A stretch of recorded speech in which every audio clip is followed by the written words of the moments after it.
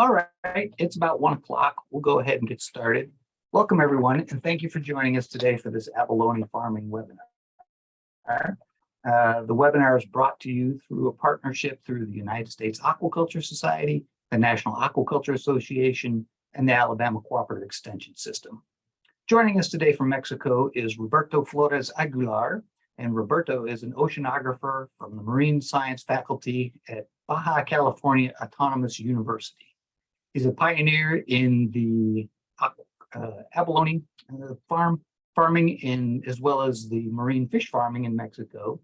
He co-founded Mexico's first abalone farm, Abalone Cultivados, in 1992, and he wears many hats and has many titles related to aquaculture, including researcher, academic, entrepreneur, and public official. Roberto's many contributions to the field of aquaculture have been recognized by the World Aquaculture Society when he received the Innovation in Aquaculture Award from them. Roberto, go ahead. Thanks for being here, and I'll let you take it from here. Thanks, David. Well, I would like to start first to thank the National Aquaculture Society for the invitation and the U.S. chapter of the World Aquaculture Society for the presentation. Well, as David said, I'm going to speak about or talk about the abalone aquaculture in general, but obviously specifically, I would like to share a little bit more about what are we doing here in Mexico, in our farm, Abalones Cultivados, and our challenges that we have. Let me see. I'll try to get to the next one. Oh, there it is. So in brief, a little bit content about my presentation. For those who don't know the abalone, I'm going to go really general about biology, etc., and then about its market, the distribution of abalone throughout the world, a little bit about the production technology, and more specific about the production technology that we use. A little bit of the challenges. The challenges, to tell you the truth, I'm gonna talk more about the challenge that we have as a farm that I think we can share throughout a little bit of the world right now, and a little bit of conclusions. All right. This is going very slow. Okay. Again, this is an abalone. As you can see, it's a mollusk. It has only one shell, so it's a gastropod, a marine snail with unibulb, just one bulb. And in this photo that is shown here in my left side, you can see how the shell has some holes where the abalone breeds and also release the sperm and eggs. And then the other photo on the right, you can see that the abalone has a really big food. That food is what we eat, is the meat of the abalone. And as you can see here in red abalone, it's a big abalone actually is the species that can grow with the biggest size, about 10 inches, just imagine. We have different species of abalone here in Mexico, about 5 of them, but we're only growing the abalone, the red abalone that we shared with California and part of Oregon. And because the technology, it was better developed when we started this about almost 30 years ago. Abalone is a very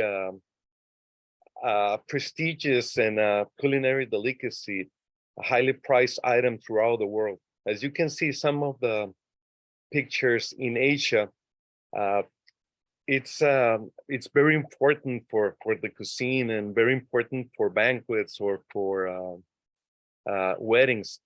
As you can see, it's sell in this especially stores in Asia where you share the windows or the counter with very specific and very highly priced products such as ginseng roots or even tiger claws or things very sophisticated and really expensive, like cans.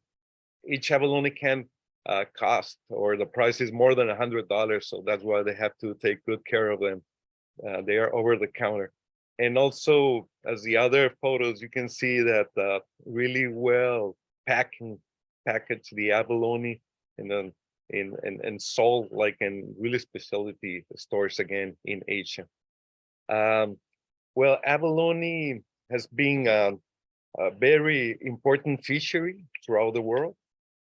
This is the world production, and as you can see, the production in the 60s, 70s reaches the highest production. It's around 20,000 tons per year, but that is also considering with just the meat without the shell. Back on those days, it was reported like that. So just imagine it was a production of around double or at least triple that. So it was about 50,000 tons per year, what it was produced worldwide in the fishery. And it declined to about the current world production of fishery, the blue line, right? That right now currently it's about 8,000 tons. So that's very minimum considering the what is the pink line that you can see over there. That is the culture abalone that is been growing steadily for the last year. Now currently it's about 70,000 tons, but it probably easily is really difficult to get on the figures, but someone says that even grow the industry to more than 100,000 tons, especially in Asia. So as you can see now, most of the abalone that it's consumed, especially in Asia, comes from aquaculture. That it's quite popular and now can be seen in restaurants. We were I remember from abalone conference about 25 years ago, when or even a little bit more than that, when we started all this industry, we were very worried about the new generation kind of forgotten about how abalone to eat, etc. So that was the discussions that we had back then. Thank God that the good news is the abalone now it's a very good produce throughout the world, and it's sold still with a little bit of sometimes problem about overproduction, as we're gonna state a little bit further. So there are different product types. So you can, depends on the cuisine that have the abalone sardine throughout the world. One of them, the first one, what I can say is the live product. Live product is very convenient, especially for us that are culturing abalone, because you can sell that throughout the world, because we can pack them and send them to overseas, and it lasts for about easily 28 hours or even 35 hours. So we can send the product live all the way to Asia, for instance, Japan or every city in China without any problem. And live, as you know, is very popular for like the raw or the sashimi cuisine, the Japanese cuisine. So this is one of the products. Another one, it's a frozen whole product that was very popular like the century ago. Right now, since the price is not as good as the live one or a can, it's not that popular, but still we can find some. The can product, as the one that you see over there, like the Calmex brand, says Calmex abalone, that's very popular in a traditional way that the especially Chinese eat or consume abalone, because they can serve it in a lot of different dishes, and where the brand is very important. In this case, Calmex is the top brand in the world that actually comes from Mexico. But in this case, it's not a culture abalone, it's from the wild. Okay, so we're also, as a producer, a Mexican producer, try to go as close as we can in terms of a quality when we sell the abalone. Unfortunately, since there are more pieces of abalone per can, we just can get the really high prices that cow mix product can, but we're getting there. Another option or another type of abalone is the frozen fillet. That was very popular in California. You find it like this kind of a product to bread it and prepare it, cook them in pan. So still, there's a good option. Some of the California or the U.S. Abalone farmers still do that as a product, and it's a very nice product. It's popular. And the last one, it's dry.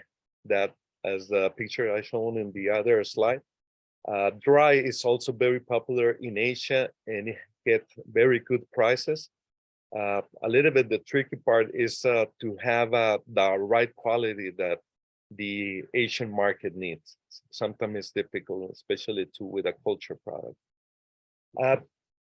For some example, here is a really recent photos from some two different stores in here in California, San Diego area. You can see red abalone, the one that we're selling. One of them, it was from Chile. The other one is unknown. So as you can see, each in about the same size, that it's about 100 grams. Abalone, you can see a big difference in price, and it was like on sale in the other case. So, but if we consider the $6.99 a piece, roughly we can get $31 a pound. This is obviously a retail price. So again, this is a very good product because it guarantees that it's a completely fresh product. It's obviously it's live. As I mentioned, we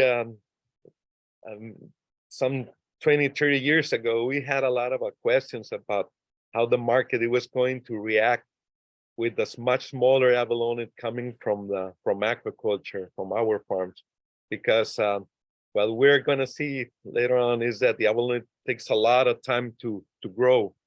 To get to the size of the wild abalone that they're selling, it takes at least about 8-10 years to grow to that size. So obviously the aquaculture product is much smaller. So we have a lot of questions about that. But now, very happy for us as producers to know that there's a lot of different products already in the market, especially in Asia, where they produce large amounts of abalone. You can see like in pouch bags and already prepared, like ready to eat different containers.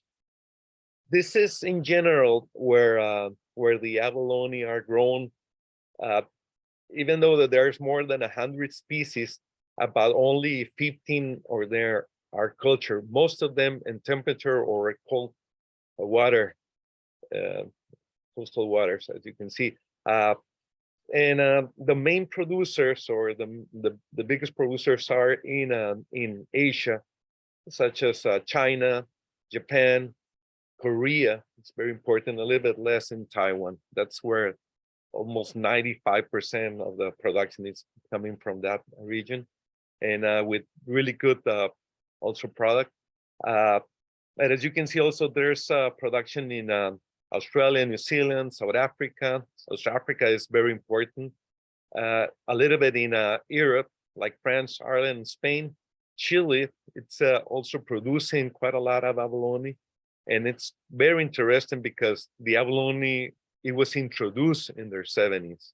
So now it's one of the most important producers besides Asia. And us, let's say, United States and Mexico, which we produce the abalone, is also in Chile. We are the 3 countries that produce the red abalone. Okay. Here's the world production. And as you can see on the table, China obviously is the really major producer abalone with 70,000 tons. It's very difficult, as you know, to get to the China figures. There has years that are being declared that more than 100 tons 100,000 tons per year that is produced. But currently, since the price that we're dropping in the last years, I think at 70,000, it's a much closer figure. And this is just even I got it from different sources, but this is just to give you an idea. Please have it with a little bit careful about that. Korea, with a 10,000 tons also production, it's quite big. And then you have South Africa and Chile as a producer.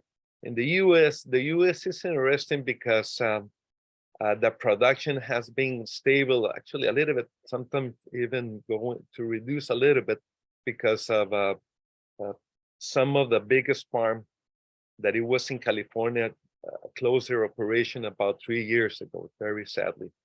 And in Mexico, even though that we were the first wild producers of abalone in the 70s, and we started the abalone farming as many of the rest of the country, we haven't really been able to catch up with the production. We have only 3 farms I'm gonna show you right now, and the production is still very low, 50 tons, and with really good quality abalone. So, this is again just some article just showing you that this the reduction of the price and that being suffering the industry. This in the case of the Chinese abalone farmers struggling to make a good profit because of the reduction of prices. Well, as I mentioned before, we have all these species. United States has 7 species of abalone. We have 6 species of abalone, and we share some of them. The most important one, the commercial ones, are the red abalone, that where it comes most of the production, like 90%, and some green abalone, that it's also, we call it blue abalone. We share that species, and it's, well, actually where it's produced in these calmex or in the wild population in Mexico is more green, and the pink abalone, that is the third important production species. But these other 2 species, the green and the pink, that we call it actually the pink yellow, is in aquaculture are not big numbers coming out yet. So especially, hopefully in the future, especially since again it's a very important species in terms of the market. It has a really good price on these abalone. This is Baja Peninsula, you're aware of it, and we have 2 farms in the north, where it's about 100 kilometers south of the border of Tijuana, San Isidro, San Diego, let's say, about 300 kilometers south of the border, where we are located, and we have another of a friend farm that it's also here, very nearby, and we have another one in the middle of Baja, about 800 kilometers south of us, and that's in a very remote area of Baja Peninsula, and is where all the major abalone fishery from the wild come from, and those are from co-ops, where this kind of fisherman organization, that they still have the license to get the abalones, and one of them has already a commercial farm, and very interesting because again it's with the green abalone, or blue as we call. A small production, but it's still, and it's there, and it's coming along very, very well. Well, abalone needs to be produced, the spat or the seed needs to be produced in the lab. It just can be collected from the wild, from another mollusks like bivalves. So we have 2 different ways of producing the abalone. Like in the left side, my left, you can see like what we call the Japanese or the Oriental technology is the abalone is seeded, and the spat is seeded, and it lives in this like wavy plates in these racks and wavy plates in big tanks. That's in that system, the water just goes through, pass through, and the diatoms that is still there, most of the farms just naturally appear, and that's the food for the abalone. So it doesn't really control much, neither the environment or the food of the abalone. So it based more on the amount of plates, and there's very extensive with the numerous plates, numerous like a lot of larvae that it seed on. So the percentage of survival is much less, but overall the production is there. You have the number of tanks necessary to produce the seed that you want. Obviously, it's a cheaper way to do it, but we have the other on the right side. We have like these round tanks that actually was a technology developed in California with good friends about 40 years ago that we adopted many years ago. In these round tanks, we control more of the condition. First of all, we can control the feed of the abalone because we have our own alternate feed production that it's a diatoms or a microalgae that we produce, xenic, and then put it in on these tanks. Also, we control the light. In this case, where it was a photo showing just some shade, but in our case, in the nursery, we have lights above each of the tank to control the light on it, since the microalgae, it's plant and requires obviously light. And as you can see, also we control the density. If there's a lot of post larvae on the tank, as you can see over there, like on this biofilm, and you can see a lot of like spots over there, a lot of there's all of those are abalone. So if we start to see that there's no food like that biofilm that you can see over there, we can translate, we harvest it, even though they're very small, very tiny abalone, we can transfer to another tank, or obviously to seed it with, if there's not enough and starts to overgrown that biofilm, we can put abalone from other tank. This is like a modern technique. It's more intensive in general, but we can control and kind of forecast more accurate how many abalones can we produce per tank and get the numbers that we needed. This is the same picture, a little bit more on detail. As you can see, this kind of a density of abalone, and we're talking about here abalones that are less than 1 mile. We're talking about 300 microns, 400 microns, just barely to see. This is a close-up. So yeah, we can have a very good numbers per area comparing to the Oriental or Japanese technology. Again, obviously is more intensive. And you can see here also like under the microscope, a post larvae that it's eating or foraging the diatom. And this diatom that actually we together with the University of Autonomous here in our state university, we isolated this strain of a diatom species that is Navicula incerta, and its work now is a standard. They also use it in Chile, and it's works very well for the abalone for their survivals.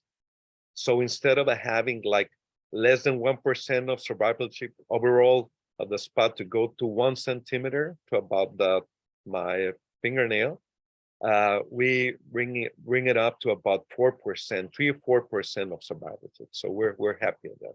So in general, to talk about the process, the whole abalone process to go to a product that is shown in the bottom, an abalone about 100 grams, about 8 centimeter, it takes about easily 28 about 36 to 40 months to grow to that size. And we start to split in different phases. First of all is the production of seed, what I was just mentioned, that it takes about 6 months to about to be able to produce the seed about 1 centimeter, about my fingernail, and then another 6 months of the nursery that I'm going to show you in photos, that it's up more with a balanced diet, a little bit mixed, and then 24 the rest of months to grow to the commercial size abalone in concrete growth tanks in our system. Over there, we have to clean them every week and thin them out or engrave them every 6 months. This is the grow out systems, and for the grow out system, this is very important for as a commercial production to just to make it profitable. So we have like a sea-based technology and land-based technology. Obviously, in the sea-based technology, it requires less investment in general for the infrastructure, and also it saves all the energy for pumping the seawater into the system. That's a really advantage. The big disadvantage that it has, I think, is two of them. Obviously, the risk that it's involved being in the ocean and the natural environment, that you don't control a lot of stuff, and also all the logistics. And sometimes it's difficult to work like in days with bad weather, for instance, etc., and to get good track of the abalone, of the stock. And the land-based, all of this is much easier, to control the stock and to be really protected from the environment. But obviously, it's much more expensive, the infrastructure and the cost of production. I have some ideas in here that I want to share with you. This system was developed in Chile. A really nice system that this is really amazing because it's in the Patagonia, really in the south, where the salmon industry is also, Puerto Montt area, Chiloé Island. And it's interesting because the abalone really adapted very well to live there. It's like being in Washington State, where it's cold and where another species of algae grows over there, but really good for the as food for the abalone. So these they have these cages that can hold plenty good of amount of abalone, and in these long lines where the cages, this plastic or with a metal frame are hang, and once a week is taken out of the water to put more food on them and then go back again. And again, every 6 months, general 8 months, we have to grade them and to thin them. This is also very modern system. This is the case of Korea. I'm gonna show you more photos of it, but as you can see, it's all plastic, really resistant about corrosion. And in each of these containers or baskets, there's a net with the abalones and the shelter on. It's kind of not shallow. It's not like let's say a yard from the surface, so it's not really deep, the net. And you can see, very important, how efficient they are feeding with this crane and like a mechanical hand, all the containers in the cage. So really labor efficient, and very important also to consider that they, in the case of Chile, they're using like the natural seaweed or kelp, but in this case of Korea, most of the the total of the seaweed that they're using for the abalone as feed is culture.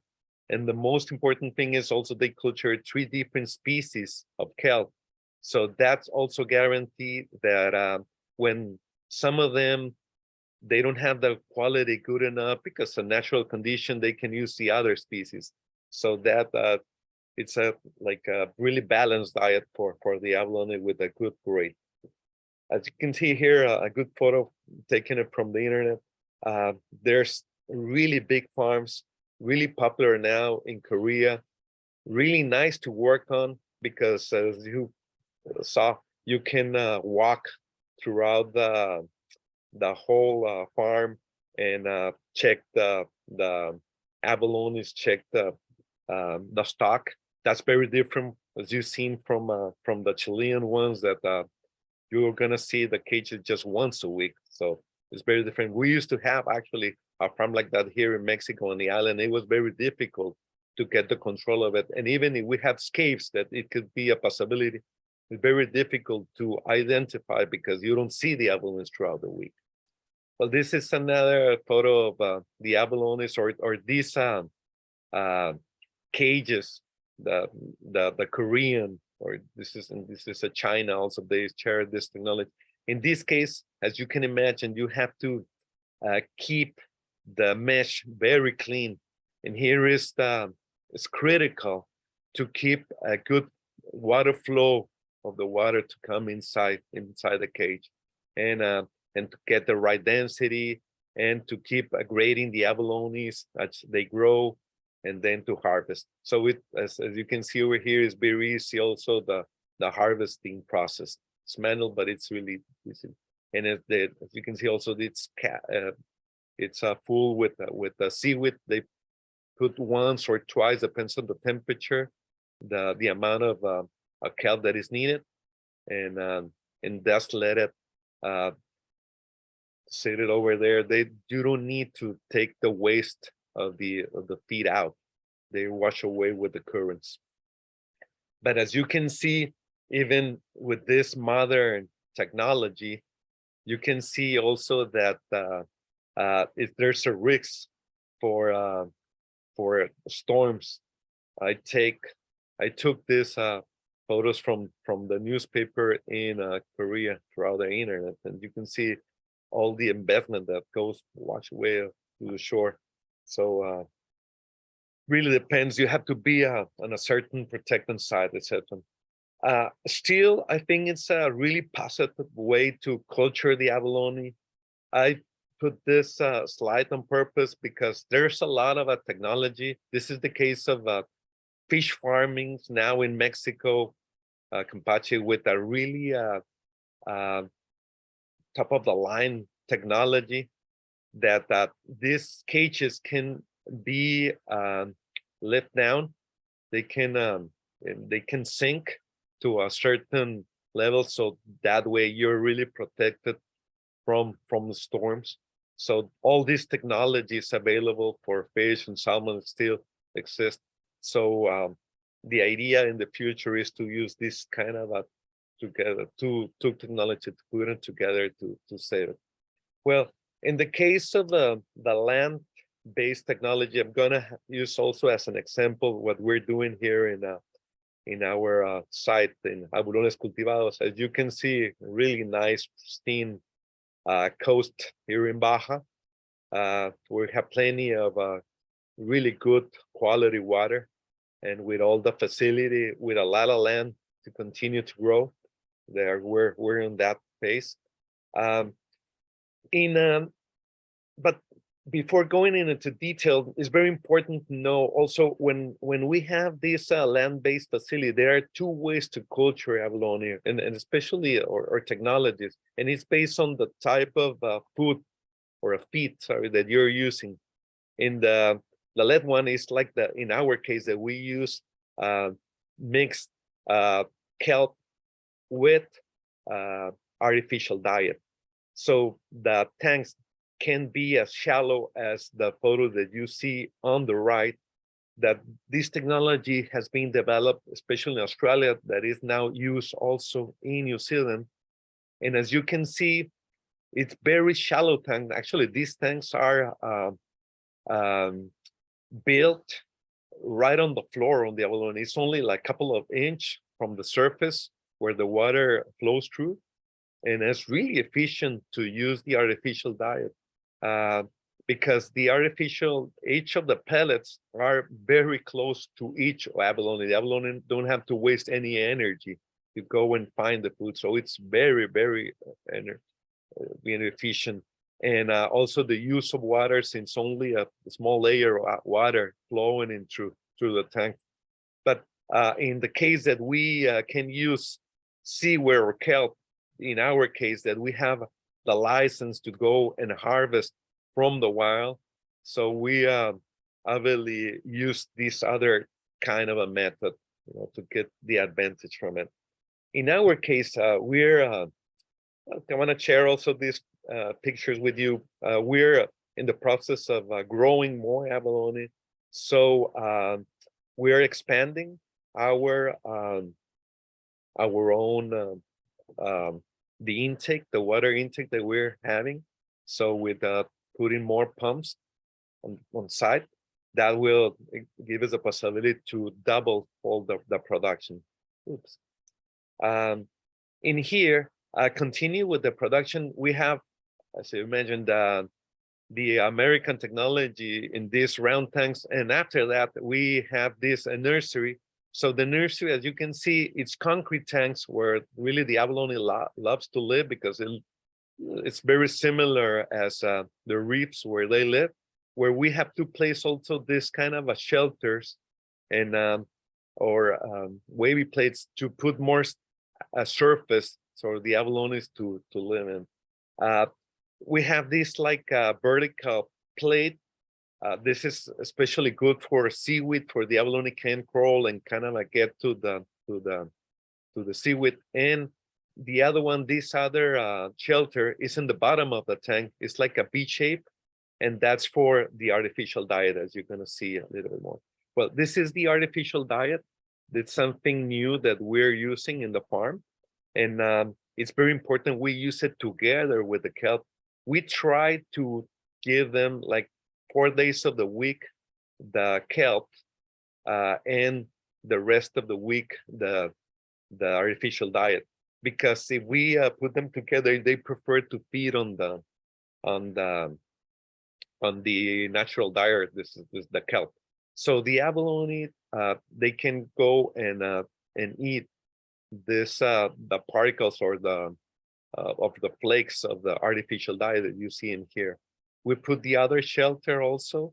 That way, it's like a plate, so the abalone can crawl, especially the small one, and get the artificial diet. We don't want any waste, because obviously it's much more expensive. You can see the abalone is growing very, very well in our farm. And again, with these two kind of a system in place. Some of the abalones, like in this case, we grow them all the way to about almost a pound. Obviously, the price is much better, but it takes about 7 years to grow to that size. So most of the product, we call it class 5 or class 4. That means 4 or 5 pieces per pound.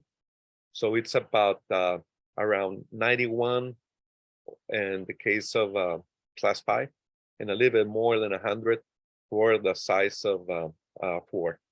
At that abalone, we have to harvest around 50% more, or over harvest, or overweight in our farm to get to the customer to the price that they're required. This is a little bit our plan. We're a new administration and increasing the production in our farm.